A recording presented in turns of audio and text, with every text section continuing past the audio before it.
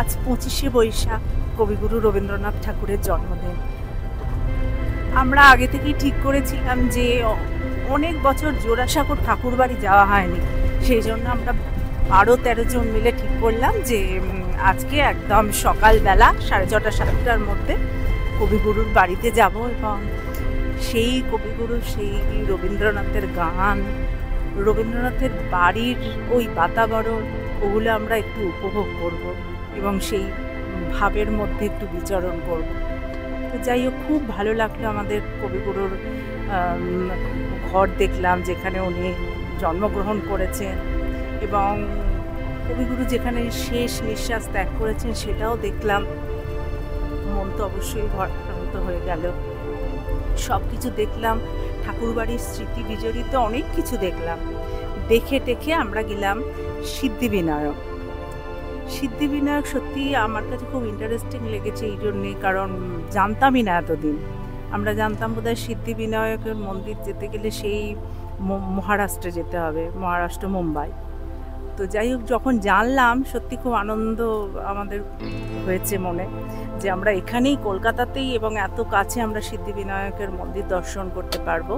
এটা হচ্ছে marble palace, মানে জোড়াসাঁকো ঠাকুরবাড়ি থেকে হাঁটা পথেই আমরা গেলাম। গণেশ টকিজে নামলে সব থেকে ভালো হবে।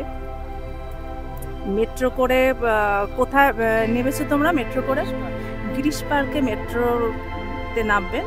নেবে একটু কাউকে জিজ্ঞেস করলেই হবে যে সিদ্ধিবিনায়কের মন্দির যাব। মার্বেল প্যালেসের মধ্যেই ওটা হয়েছে, খুব সুন্দর, মন ভরে যাবে। আর ওখানে গেলেই প্রসাদ পাবেন।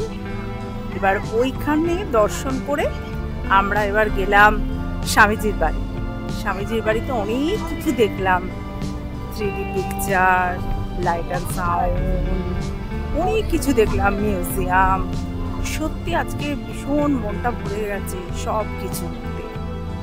এবার আমরা যাচ্ছি, আমাদের মধ্যে অনেকে নেমেছিল, নেমে গিয়ে ঠনটনিয়া কালী মন্দির দর্শন করে, মা কালীকে দর্শন করে এবার আমরা যাচ্ছি বাগবাজারে গৌরীয় মঠ।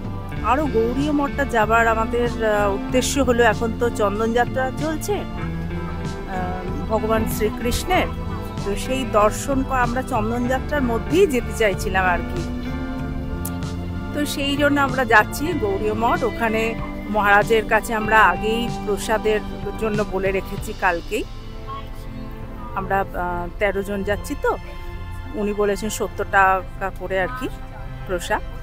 তো 1:30টার মধ্যে আসতে হবে, 1:30টায় সব শেষ হয়ে যাবে। তো আমরা 12:30টার মধ্যে ওই বাগবাজার গৌরীয় মঠে আমরা পৌঁছবার চেষ্টা করছি। ওখানে আবার খুব বড় একটা মিউজিয়াম আছে। মিউজিয়ামটা আমার অনেক দিন ধরেই দেখার ইচ্ছা, জানি না আজকে দেখতে পাবো কি না। এর আগেও আর একবার এসেছিলাম, দেখতে পাইনি। তো এই হচ্ছে আমাদের আজকের এই ভ্রমণসূচি আর কি।